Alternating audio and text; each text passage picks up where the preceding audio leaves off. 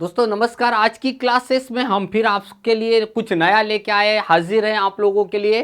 और आज की क्लास के अंदर कुछ यूनिक चीज मिलने वाली है, क्योंकि बिजनेस अकाउंटिंग सीख रहे हैं तो बिजनेस के ही गट्स के बारे में मैं आपको बताऊंगा। हर एक बार कुछ नया, हर एक बार आपने देखा होगा, हर बार कुछ न कुछ चेंजेस दिखता है, क्योंकि आप लोग सीख रहे हैं टैली अकाउंटिंग। और टैली का एक ऐसा सॉफ्टवेयर बनाया टैली कंपनी ने, क्योंकि उसमें हर वह काम हो सकता है जिसके लिए कई सारी कंपनियों ने अपने सॉफ्टवेयर में अलग अलग चीजें बनाई है। परंतु टेली ने एक ही सॉफ्टवेयर के अंदर वो सभी चीजें दे दी जो अलग अलग लोगों ने अलग अलग चीजों में दी थी। तो चलिए आज की क्लास के अंदर मैं एक बिजनेस का एक वह वाला एरिया बता रहा हूं जिसको अभी तक हमने पढ़ा नहीं। यानी दुनिया का कोई सा भी व्यापार हो वो दो कैटेगरी में बटा है। एक तो वो लोग होते हैं जो कि माल को परचेस और सेल का काम करते हैं, जो अपन पहले दिन से पढ़ते आए। और आज की क्लास जो है वो रिलेटेड किससे है? सर्विस से। अब आप सोच रहे हो सर ये सर्विस नया वर्ड क्या हो गया? तो याद रखिएगा, सर्विस जो चीज होती है ना, ये एक अपने आप में एक बिजनेस सेक्टर ही अलग है। यानी अगर देखा जाए तो वर्ल्ड का जो बिजनेस है ना, जितना गुड्स को परचेस और सेल्स के लिए होता है उतना ही सर्विस के लिए होता है। फॉर एग्जाम्पल के तौर पे बता देता हूं, अगर मैं किसी को टीवी बेच रहा हूं तो ये हुआ मेरा प्रोडक्ट, मैंने सेल करा। पर अगर वो टीवी खराब हुई और उसको मैं सुधारने गया तो फिर इसे सेल नहीं बोलेंगे, इसे बोलते हैं सर्विस देना। और सर्विस देने का मतलब सिंपल सा हुआ, ये सरकार का एक अलग देखा जाए तो कोष बोलते हैं, फंड बोलते हैं, जहां पर सरकार इसको अलग तरीके से सर्विस के नाम से रखती है।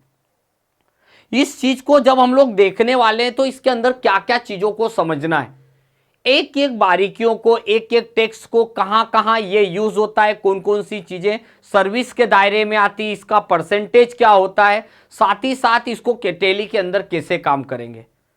तो हम लोग चलते हैं इस अकाउंटिंग को step by step, one by one हम ले चलते हैं कि कैसे आप लोगों को ऐसे बिजनेस में, अगर आप जॉब कर रहे या ऐसे बिजनेस ही है आपका, और अगर आपको बोला गया कि अब आपको हमारा बिजनेस है और इसमें सर्विस सेक्टर को या सर्विस को मेंटेन करना है, तो ऐसी कंडीशन पे आप क्या करेंगे।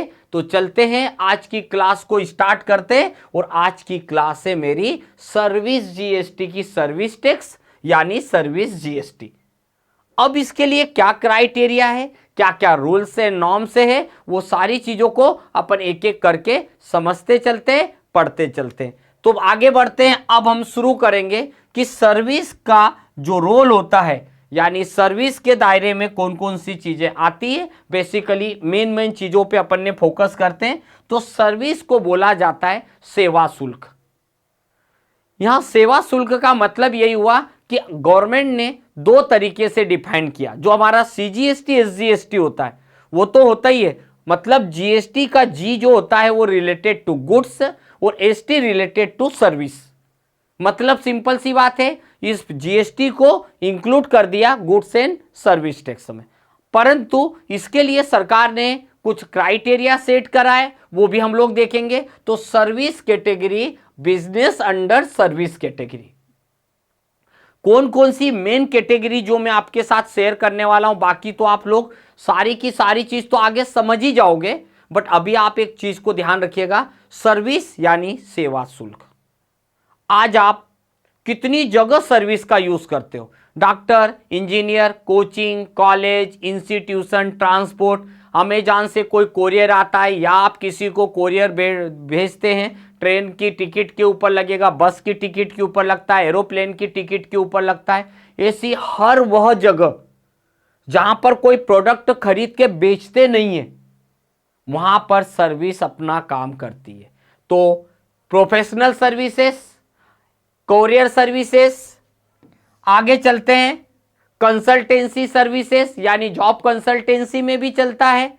फिर वर्क कॉन्ट्रैक्ट सर्विस, जहां पर कोई लोग कॉन्ट्रैक्ट लेके काम करते हैं। और आईटी सर्विसेज तो सबसे ज्यादा इसके अंदर है, यानी कोई एग्जाम देने जाता है तो उसकी एग्जाम की फीस है, उसको भी सर्विस के दायरे में रखा जाता है। ऐसी कई सारी चीजें जिनके ऊपर हम लोग आगे चल के डिस्कस करने वाले हैं। तो सर्विस कैटेगरी में मेनली अगर बात करूं, professional, courier, consulting, work and IT services को हमने इसके अंदर पहले रखा है। आगे बात करते हैं इसके लिए क्राइटेरिया क्या है। शुरुआत हमने जब जीएसटी की करी थी तो हमने एक ही चीज को बोला था कि रेगुलर डीलर रेगुलर होता है, परंतु यहां पर मैं आपको बताने देना चाहता हूं कि बिजनेस दो कैटेगरी में बना है। जैसे मैं कोचिंग भी पढ़ा रहा हूं और मैं कंप्यूटर सेल्स एंड सर्विस का भी काम कर रहा हूं, तो मैं जो आ गया मेरा जो कंप्यूटर सेल्स एंड सर्विस का अगर काम है तो उसके लिए गवर्नमेंट ने सेट किया है, अगर आपके बिजनेस का टर्नओवर 40 लाख से अगर एबो होता है तो आपकी कंपनी को जीएसटी नंबर लेना कंपलसरी होगा। ये रूल था हमारा गुड्स कैटेगरी के लिए। यानी कि अगर आपकी कंपनी का टर्नओवर भले 5 लाख का हो और अगर आप जीएसटी नंबर लेना चाहते हो तो गवर्नमेंट आपको रोकेगी नहीं, परंतु आपका बिजनेस 40 लाख से ऊपर है और अगर आपका टर्नओवर है और अगर आपने जीएसटी नंबर नहीं लिया तो यह अवैधानिक माना जाएगा। ठीक उसी प्रकार से सर्विस सेक्टर के लिए गवर्नमेंट ने बनाया है 20 लाख, गुड्स के लिए 40 लाख। तो सर्विस सेक्टर के लिए नियम है, अगर किसी भी प्रोफेशनल बिजनेस वाला हो, आईटी सर्विसेज वाला हो, कोचिंग कॉलेज इंस्टीट्यूशन हो अगर, और ऐसी कंपनी का टर्नओवर अगर 20 लाख से ज्यादा है तो ऐसी कंपनी को जीएसटी नंबर लेना कंपलसरी है। अब आप सोच लीजिए ऐसी कौन कौन सी सर्विसेज है जो कि इसके दायरे में आती है। बहुत सारी चीजें होती है, यानी अमेजॉन से कोई पार्सल आया तो वो तो एक प्रोडक्ट था, पर अगर पार्सल की जो सर्विस है जिसमें कोरियर चार्जेस है वो आ जाएगी सर्विस कैटेगरी के अंदर। तो ऐसी चीजों के लिए ये जो है गवर्नमेंट ने बनाया सर्विस। अब इस सर्विस के अंदर अगर मैं जाऊं तो 20 लाख और 40 लाख वाला तो रूल मैंने आपको बता ही दिया, पर इस कैटेगरी के अंदर कौन कौन सी ऐसी चीजें आती है जिसको हम लोग समझ सकते हैं। बेसिकली इसमें भी जैसे हमारे जीएसटी के अलग अलग रेट हुआ करते थे 5, 12, 18, 28, 3% और नील, उसी प्रकार से सरकार ने सर्विस को भी अलग अलग कैटेगरी में डिवाइड किया है। तो मैंने भी इसको क्या करा 5% कैटेगरी में मैं बेसिकली मेन चीजों के ऊपर फोकस करूंगा, बाकी तो आपके पास वीडियो रहेगा। जैसे रेलवे ट्रांसपोर्टर के लिए, गुड्स ट्रांसपोर्टेशन के लिए, ये रेंटनी मोटर फ्यूल के लिए ट्रांसपोर्ट सर्विस, एसी कॉन्ट्रैक्टर के लिए, एयर के लिए या टूर ऑपरेटर के लिए, लीजिंग एयरक्राफ्ट के लिए, इन पे सरकार ने प्रिंटिंग न्यूज़पेपर, इन सभी के लिए गवर्नमेंट ने बनाई है 5% कैटेगरी। यानी अगर आप कोई ऐसी जॉब करने गए जिनमें से आपको इतने ये इस टाइप का कोई बिजनेस है तो आपका दिमाग शुरू हो जाना चाहिए कि इस तरीके का बिजनेस है तो 5% कैटेगरी में ये प्रोडक्ट आएगा। उसी प्रकार से अगर 12% कैटेगरी में आ जाएगा तो आपको देखेंगे इंडियन रेलवे के गुड्स ट्रांसपोर्टिंग जो कि कंटेनर से आते हैं, साथ में air travel, food drink, restaurant without AC heating and liquor license, उसके बाद रिकमेंडेशन, उसके बाद में आ जाता है कुछ fund services, tour operator, leasing aircraft, इनके ऊपर भी अगर हमारे पास देखा जाए तो ये भी हमारे इसमें आते हैं 12% में।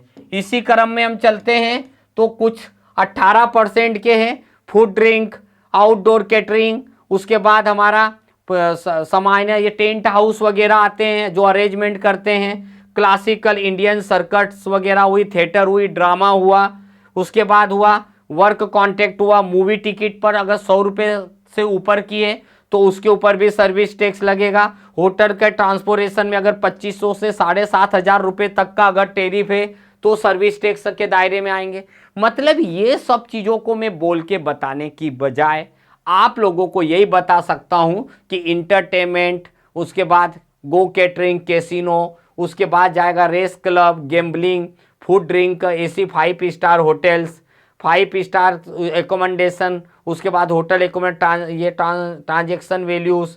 अब ये सब चीज़ें अधिकतर देखा जाए तो 5 स्टार होटल सर्विसेज के लिए ये बनाई गई। तो तो मैंने आप लोगों को लिए सिर्फ एक चार्ट बनाया है। अगर आप बोलेंगे तो मैं आपको ये चार्ट शेयर कर दूंगा कि ऐसे कौन कौन से प्रोडक्ट होते हैं जिनके ऊपर गवर्नमेंट सर्विस टैक्स और कितना परसेंटेज लगाती। पहले तो आप लोगों के माइंड में ये चीज़ डालना पड़ेगी कि ऐसी कौन कौन सी सर्विस है जिसके ऊपर टैक्स लगाया जा सकता है। तो ये जो सर्विस है ना, इसको एक बार आप सिस्टेमेटिक जरूर पढ़ लीजिएगा, ताकि पढ़ने से आपको ये चीज़ समझ में आ जाएगी कि एक्चुअल में कौन कौन सी चीज़ें क्या क्या होती है, ये आपके नॉलेज में आ जाएगा। तो मैंने ये कुछ चीज़ों के लिए आप लोगों के लिए मैंने इतनी सारी चीज़ें दी, बट अब मैं चाहता हूँ कि एक सर्विस सेक्टर या सर्विस का एक एग्जाम्पल बना के दे दूँ, ताकि आपको ये चीज़ क्लियर हो जाए कि अगर मैं कंप्यूटर पे सर्विस सेक्टर पे काम करूं तो कैसे कैलकुलेशन करेंगे। तो मैंने उसके लिए एक ब्लैंक स्क्रीन को रखा है। और अब मैं आपको बता दूं, देखो रेट अपनी जगह है, वो कम ज़्यादा हो सकते हैं।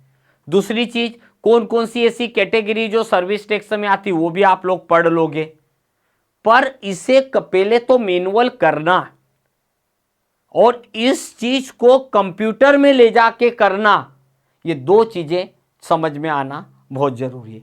तो चलिए, अपने आप अगर मैं यहां पर बोलूं कि मैं एक नेटलिंक कोचिंग इंस्टीट्यूट हूं, मैं एक नेटलिंक कोचिंग इंस्टीट्यूट हूं और मेरे पास स्टूडेंट आते हैं कंप्यूटर का कोर्स करने।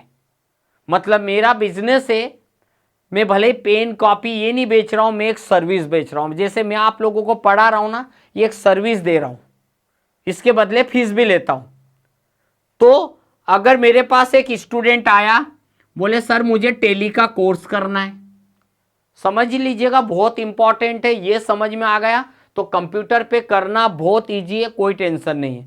एक स्टूडेंट आया मेरे और मुझे बोलता है सर मुझे एक टेली का कोर्स करना है। देखिए मेरे यहां बेचने के लिए क्या है, एक टेली का कोर्स है। समझना, मेरे पास कोई प्रोडक्ट नहीं है, मेरा टेली का कोर्स ही मेरा एक प्रोडक्ट है। अब मैंने उस स्टूडेंट को बोला कि भैया आपको ये जो टेली का कोर्स पड़ेगा वो 10,000 रुपीज का पड़ेगा, प्लस मैंने ये बोला प्लस 18% जीएसटी भी लगेगा कोर्स की फीस पर।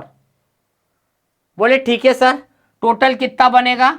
तो मैंने 1800 रुपीज लिख दिया और ये बन गया आपका 11,800 रुपए का कोर्स मेरा एक बना। एक स्टूडेंट को मैंने बोला आपकी फीस 10,000 रहेगी, प्लस सर्विस टैक्स जोड़ के आपको देना है 11,800। बोले ओके ठीक है। अब ये हुआ, इसे हमारी भाषा में हम बोलते हैं एडिशनल जीएसटी। मतलब मैंने जीएसटी का टैक्स अलग से लगाया, क्योंकि मैंने आपको एमआरपी भी पढ़ा है जिसमें इंक्लूड होता है। अब क्या हुआ, और एक दूसरा स्टूडेंट आया, सर मुझे भी टेली का कोर्स करना है। मैंने कहा भैया फीस 10,000 प्लस 18% टैक्स। बोले नहीं सर, आप एक काम करिए ना, 10,000 रुपए की फीस में ही 18% जीएसटी को एडजस्ट कर लीजिए, मींस इंक्लूडिंग। तो मैंने कहा ठीक है भैया, एक काम करिए, मैं तुमसे 10,000 के ऊपर नहीं लूंगा, 10,000 में ही जीएसटी को भी कर दिया। अब मैंने इन दो लोगों को ये सर्विस दी, एक 10,000 की, एक इन दोनों की। दोनों से मैंने जब टैक्स कलेक्ट करा तो 3,325 रुपया मेरा जीएसटी टैक्स हुआ, 3,325 रुपीज। अगर आप इन दोनों का 1,800 को और इसके अंदर जो इंक्लूड है, मतलब 10,000 को अगर कोई पूछे कि सर 10,000 का प्रोडक्ट है और उसके अंदर 18% जीएसटी लगा है, तो बस याद रखिएगा 18 जो भी हमारी वैल्यू है 10,000 को डिवाइडेड बाय 1.18 कर देना, तो जो भी आउटपुट आया वह उसकी रियल वैल्यू आ जाएगी। वो मैंने ये एमआरपी वाला जो सेक्शन पढ़ाया उसको एक नहीं, दो नहीं, 10 बार आप देख लीजिएगा, आपको लाइफ में बहुत हेल्प मिलेगी, रियल लाइफ में भी आपके लिए इंपॉर्टेंट है। अब मैंने इन दोनों स्टूडेंट को कोर्स बेचा तो इनका जो टैक्स बना 3,325, तो इतना टैक्स बना। तो ये जो मैंने अभी काम किया था इसे बोला जाता है सर्विस सेल, यानी सर्विस देना, यानी प्रोडक्ट को बेचना। ये काम था पहले मेरा, तो मैंने ये सर्विस देके इतना टैक्स बन गया। और अगर मान लीजिए मैंने कोई सर्विस नहीं ली तो मुझे 3,325 रुपया टैक्स पेमेंट करना पड़ेगा। अब क्या हुआ, अब ये हुआ कि मेरा कोई स्टूडेंट सर्विस, अब मैंने क्या करा, मैं सीए के पास गया, सीए ने पूछा सर आप कोई सर्विस ली क्या आपने। अब भाई मैंने कौन सी सर्विस ली, जैसा मेरा कोचिंग इंस्टीट्यूशन है तो मैं स्टूडेंट से फीस तो कलेक्ट कर रहा हूं, तो मैं अब कौन सी सर्विस लूंगा। भाई मैंने बोला कि मैंने एक सर्विस ली, एडवर्टाइजमेंट सर्विस। मान लीजिए मैंने दैनिक भास्कर पेपर में एड दिया, मान लीजिए उसका जो बिल था वो बना 5,000 रुपया, और 5,000 के ऊपर मान लीजिए 12% जीएसटी लग रहा है, तो 12 पंच 60, 600 रुपया मेरा जीएसटी बन गया। दूसरी बात करते हैं, अब एक और है कि मैं किसी होटल में रुका, होटल का जो बिल है, मतलब मैंने होटल सर्विस ली, होटल का जो बिल है वो 5,000 रुपया बना, और उसके ऊपर मान लीजिए 18% जीएसटी लगा, मतलब 900 रुपीस। कितना, 900। यानी कुल मिला के अगर देखा जाए तो ये दोनों टैक्स जोड़ के मेरा 1,500 रुपया जीएसटी बना। मतलब मैंने आपको ये बताया कि जैसे मैंने सर्विस दी, स्टूडेंट को कोर्स की सर्विस दी, उसी प्रकार से मैंने भी कुछ कंपनियों से सर्विस ली। मैं किसी होटल में रुका था तो होटल के बिल जो था वो मेरा था टोटल 5,000 रुपये का था, उसके ऊपर 18% जीएसटी लगा। आप देख रहे होंगे यहाँ पर ये 5,000 रुपये का बिल था, उसके ऊपर 18% जीएसटी है तो 900। मैंने दैनिक भास्कर पेपर में ऐड दिया था 5,000 का, 12% जीएसटी है 600। मैंने यहाँ पर अलग अलग रेट इसलिए लगाया कि आपको कभी कंफ्यूजन न हो। तो मेरा कुल मिला के मैंने इन लोगों से जो सर्विस ली उसमें मेरा टैक्स जो बन गया वो 1,500 रुपया बन गया। उसी प्रकार से जब मैंने कंप्यूटर का कोर्स बेचा था तो 1,800 रुपये यहाँ सर्विस बना, और यहां पर कुछ बना, जब डिवाइडेड बाय करोगे तो कुल मिला के मेरा जो टैक्स बना वो बना 3,325 रुपया मेरा टैक्स बना।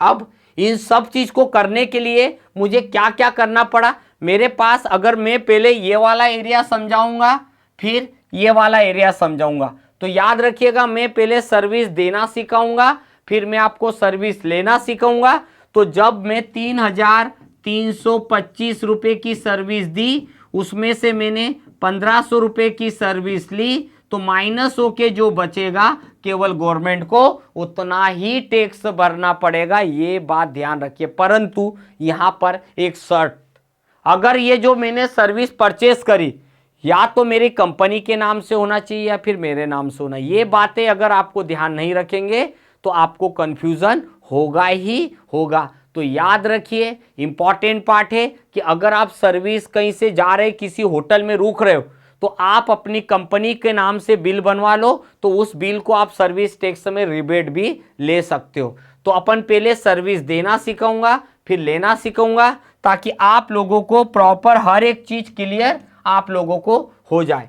तो यहां पर मेरे लिए जो इंपॉर्टेंट पार्ट मैंने आप लोगों को बताया वो यही था कि किस तरीके से हम बिजनेस के अंदर सर्विस टैक्स का उपयोग करते हैं और इसे करने का तरीका क्या होगा। तो अब हमने ये जो चीज पढ़ी ये तो हमारा पार्ट था, पूरा की पूरा थ्योरेटिकल पार्ट था, और अब मैं इसी चीज को प्रैक्टिकल में ले जाता हूं। थोड़ी देर के लिए मानता हूं कि मैं एक कंप्यूटर इंस्टीट्यूशन हूं, और अगर मैं बच्चों की फीस लेता हूं मतलब सर्विस देता हूं और उनसे फीस कलेक्ट करता हूं, उसी प्रकार से अगर मैं कोई सर्विस लूंगा तो वो भी बताऊंगा। अब यहां पर स्टूडेंट कौन है ये भी समझना इंपॉर्टेंट है। देखिए जैसे किसी दुकानदार का कोई ग्राहक कस्टमर होता है, उसी लिए मेरा स्टूडेंट भी मेरे लिए कस्टमर है। तो मैं ऐसी कंडीशन पे सबसे पहले तो एक कंपनी बना रहा हूं। मैंने कंपनी बनाई, यहां पर लिख दिया करियर पॉइंट इंस्टीट्यूट,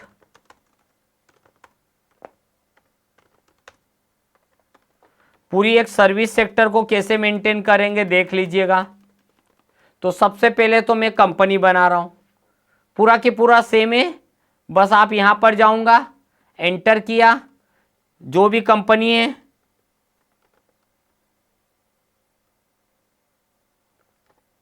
मैंने जीएसटी नंबर डाला, ये पूरा करके आ गया। जिस चीज़ की अभी ज़रूरत नहीं है उसको नो कर दीजिए, बस इतना करके आ गया।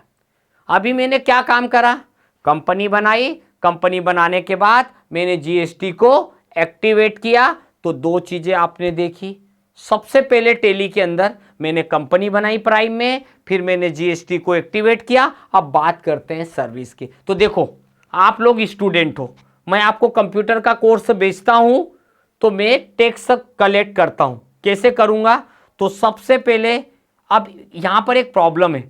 अगर मैं किसी कंपनी में गया या कोई कोचिंग पे, मैं अगर एक एक स्टूडेंट का मेंटेन करना है रिकॉर्ड, तो मुझे हर स्टूडेंट का नाम डालना पड़ेगा।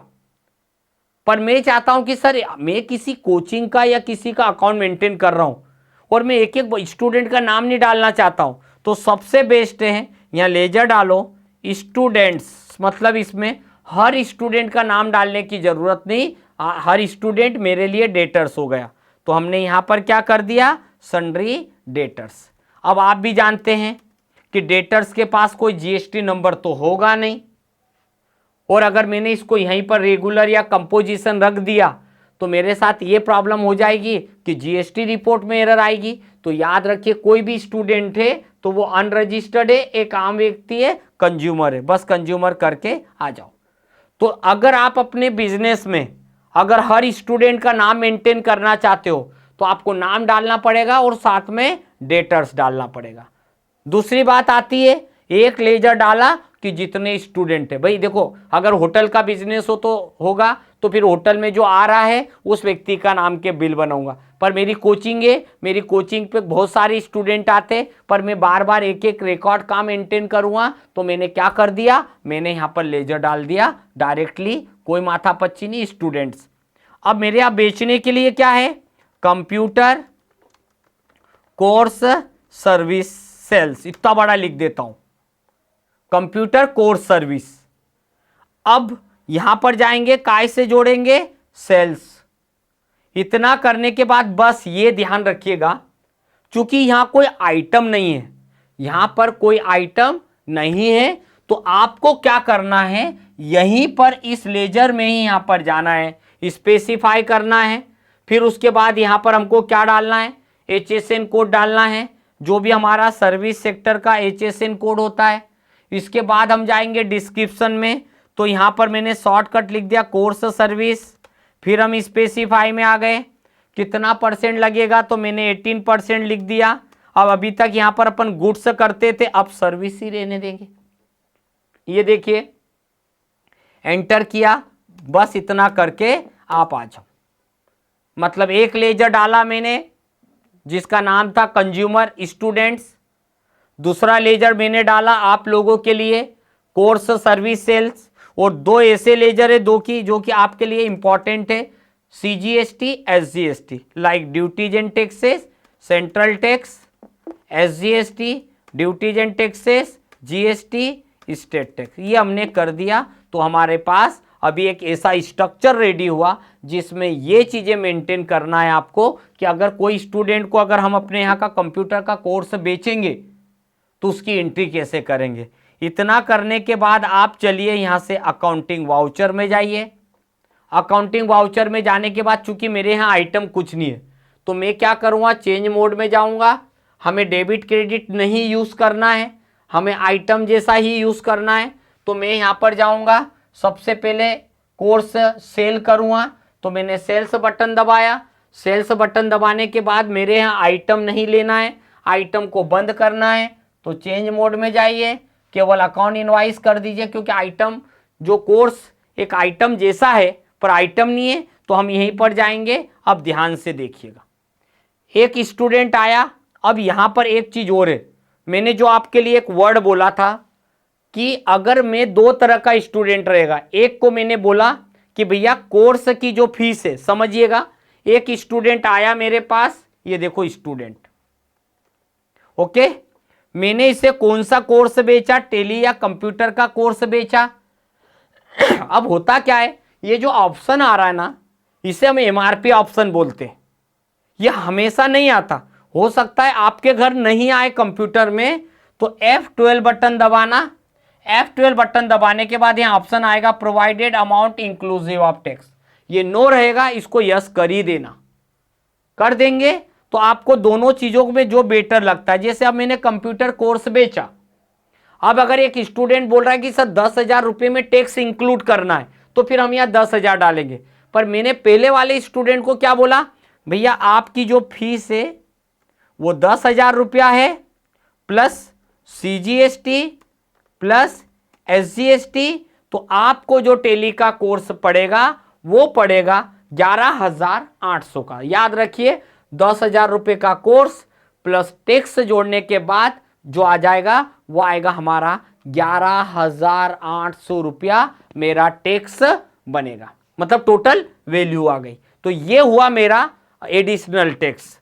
अब दूसरा व्यक्ति आया, बोले सर, एक और स्टूडेंट आया, बोले सर मुझे भी टेली करना है, पर मैं आपको अलग से टैक्स नहीं दूंगा, आप 10,000 रुपया मैं आपको दूंगा, अब आपको जैसा मेंटेन करना हो।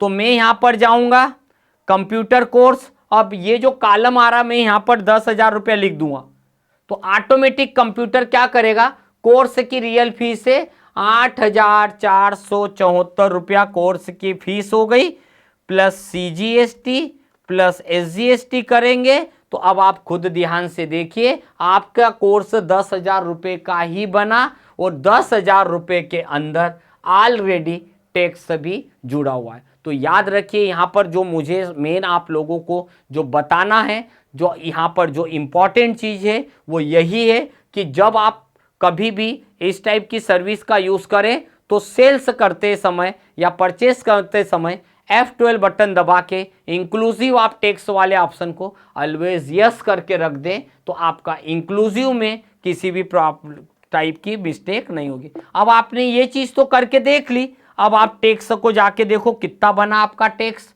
तो आप बैलेंस शीट पे जाइएगा, देखने का तरीका बता रहा हूँ, आप बैलेंस शीट पे जाइएगा, ये चले गए। अब यहाँ पर अल्टर के साथ F1 बटन दबाना, तो देखिए आपका टैक्स बना 3,325 रुपीज़ बना। इसका मतलब ये हुआ कि भैया हमने सर्विस परचेस करी थी, वो हमारी सर्विस थी 10,000 रुपये की, अभी हमने परचेस नहीं करी, अभी हमने 2 सर्विसेज दी, उसके ऊपर इतना टैक्स हमको गवर्नमेंट को देना है, पर अभी मैंने आपको सर्विस लेने का कॉन्सेप्ट नहीं बताया।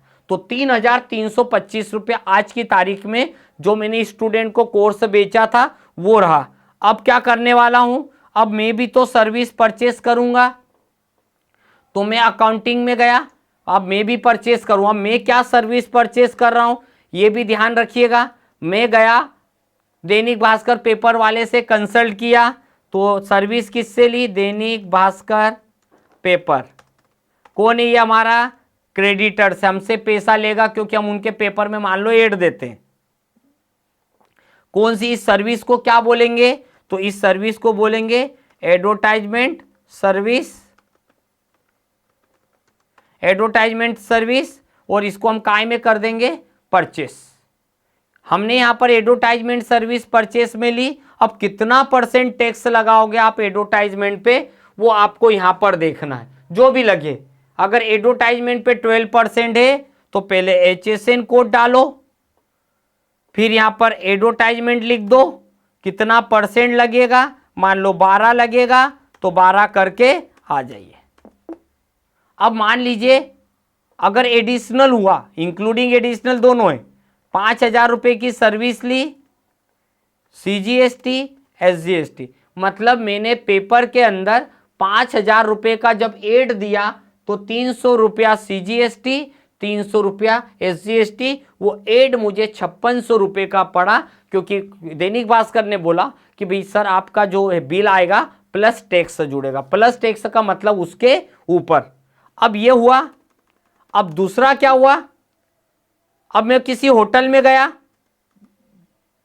मान लीजिए मैंने होटल केसल इन में रुका, ये आ गया हमारा क्रेडिटर से। हमने कौन सी सर्विस ली, होटल सर्विस परचेस,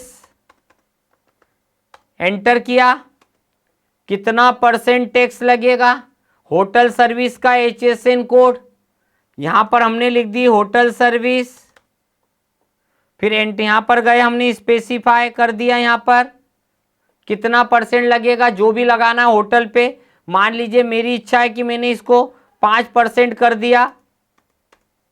अब आप जाएंगे तो ये कैसा हो गया, होटल का बिल मान लीजिए 9,000 रुपये का है तो 8,571 रुपये का बिल हो गया, प्लस CGST प्लस SGST। तो कुल मिला के हमने दो लोगों को सर्विस दी थी, दो लोगों से सर्विस ली, ताकि आपको ये चीज क्लियर हो जाए। इतना करने के बाद आप अगर बैलेंस शीट पे जाएंगे, अल्टर के साथ F1 बटन दबाएंगे तो आपका टैक्स अभी बचा हुआ है 2,296 रुपया। मेरा टैक्स अभी भी मैंने ले आ रखा है, इतना मेरे पास अभी भी है। मतलब ये हुआ कि मेरा 3,325 जो मैंने स्टूडेंट से टैक्स कलेक्ट किया था, पर मेरा जो खर्चा हुआ इतना हुआ नहीं, तो अभी इतना ही टैक्स गवर्नमेंट को अभी देना है। अब मान लीजिए एक सर्विस और लेना सिखा देता हूं। मेरे यहाँ इंटरनेट का ब्रॉडबैंड है, तो मैंने एक सर्विस लिया, रिलायंस जियो से सर्विस ली, तो ये मेरी कंपनी हो गई क्रेडिटर्स। अब यहीं पर गए, हमने कौन सी सर्विस ली, रिचार्ज सर्विस, काय में जाएंगे, परचेस, कितना परसेंट लगता है। आपने एक चीज देखी होगी, अक्सर देखी होगी, कभी आपने 55 का रिचार्ज लिया होगा, 55 रुपये का कभी आपको ध्यान हो रिचार्ज लिया होगा, तो आपको 46 रुपया कुछ पैसे का ही बैलेंस मिलता है, बाकी का टैक्स में चला जाता है। तो 55 रुपये का 18% आप निकालिएगा, यानी 55 को डिवाइडेड बाय 1.18 करना, तो 46 रुपया कुछ पैसा बचेगा। ये बनेगा आपका टोटल टॉक टाइम जो आपको कंपनी देती है, और ऊपर का जो भी 55 में से 46 रुपीस माइनस करके जो बचेगा 7 रुपया, वो जो बचेगा वो आपका वो है टैक्स है। तो याद रखिएगा कि हमको भी याद होना चाहिए कि टैक्स कैसे लगेगा। हमने HSN कोड डाला, यहीं पर गए, हमने डिस्क्रिप्शन में लिख दिया रिचार्ज कितना परसेंट लगेगा, यहीं पर हमने गए और हमने लिख दिया 18%, रिचार्ज के ऊपर 18% लगता है, बस एंटर करके बाहर आ जाइए। अब मान लीजिए मैंने 55 का रिचार्ज करवाया, देखो 46 रुपीस 61 पैसा आ गया। यही आपके साथ होता, अगर ऐसा नहीं होता तो आप खुद ही देखो कंपनी ने कितना पॉलिसी खेली कि उन्होंने टैक्स इंक्लूड करके रख दिया। जब आप कभी भी मान लो 100 रुपये का भी अगर आप रिचार्ज लेने जाते हो, तो कभी भी जो भी रिचार्ज करने वाला व्यक्ति आपको ये नहीं बोलता है कि सर ये काम करिए 85 रुपये का रिचार्ज वो होगा और 15 रुपया टैक्स हुआ, आप उसको देते हो पूरे 100 रुपया।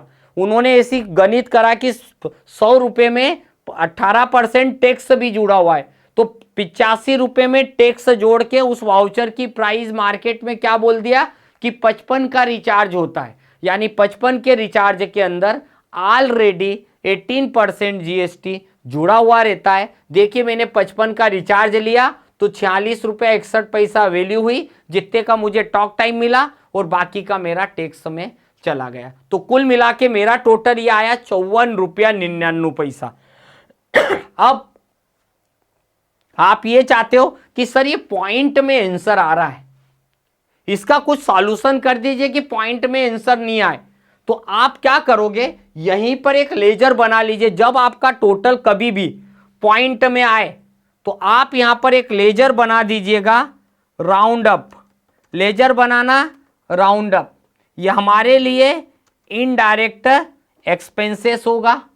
बस इतना करने के बाद यहां पर जाइएगा, इनवाइस राउंडिंग में जाना और बस इतना करके आ जाना। कंप्यूटर ने खुद ही क्या करा, जैसे आपने ये दिया तो देखो टोटल पहले 54 रुपया 99 पैसा आ रहा था, कंप्यूटर ने 1 पैसा जोड़ के 55 रुपया कर दिया। इससे कभी भी बैलेंस शीट में आपका कभी भी डिफरेंस नहीं आएगा। तो याद रखिएगा, कभी भी अगर आप चाहते हो पूरे बिल का टोटल पॉइंट में आ रहा है तो एक लेजर डालिए जिसका नाम है राउंड अप, और उससे आप इनडायरेक्ट एक्सपेंसेस से जोड़ दीजिए। और देखो एक चीज और बता रहा हूं कि आपने यहां पर क्या करा, उसका ग्रुप क्या दिया, क्या सेटिंग करी। भाई आप में से किसी स्टूडेंट ने मेरे से पूछा सर आपने इसका ग्रुप कौन सा दिया, या आपने ग्रुप गलत दे दिया, तो आप कैसे चेक करोगे? आपको पूरी एंट्री को कैंसिल करने की कोई जरूरत नहीं। क्या करोगे? कंट्रोल बटन दबाना और एंटर कर देना। बस कंट्रोल बटन दबा के एंटर कर दीजिए, ऑटोमेटिकली उस लेजर के अंदर चले गए। देखिए इनडायरेक्ट एक्सपेंसेस, इनवॉइस राउंडिंग कर दिया। बस इतना करने से हमारा राउंड फिगर ऑटोमेटिकली होने लग गया। इतना करने के बाद ये आ गया तो हमारा, अब आप देखेंगे और भी बैलेंस शीट पे जाइएगा और आप अपना टैक्स देखो कितना टैक्स बन चुका है आपका, 2288 रुपये। अभी मैंने कोई सर्विस नहीं ली, अब 2-3 सर्विस जो थी वो मैंने ले ली।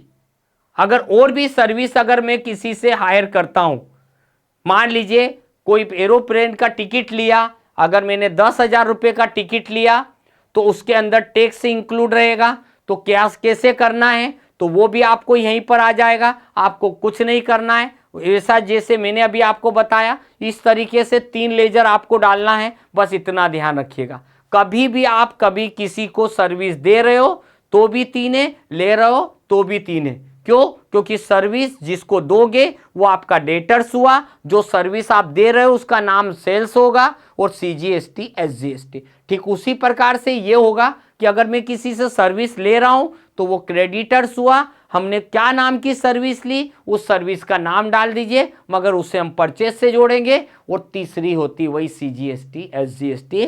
तो लेना, परचेज करना, सेल करना, बातें वही थी, बट यह नाम आ गया सर्विस परचेज, सर्विस सेल्स। इस तरीके से मैंने आपके सामने इस सर्विस को एक एक करके सिस्टेमेटिक तरीके से हर चीज बताई, ताकि आपको किसी भी टाइप का कुछ भी प्रॉब्लम नहीं हो।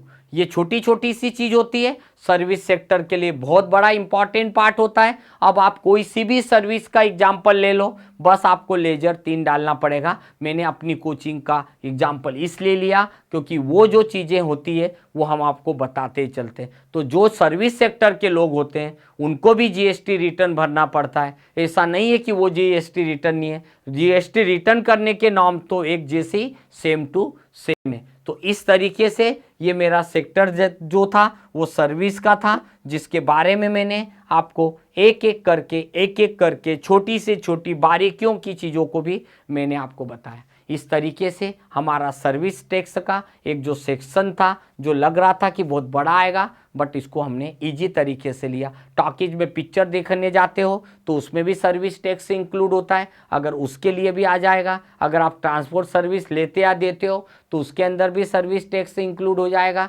हर एक चीज़ के लिए जितनी भी कैटेगरी है बस लेजर डालो, परचेज सेल करो, बस आपका टैक्स ऑटोमेटिक निकल जाएगा। और दी गई सर्विस में से ली गई सर्विस का पैसा माइनस होगा, ये भी हो जाएगा। इस तरीके से हमारा एक ये जो सेक्शन था ये भी मैंने बताया। अब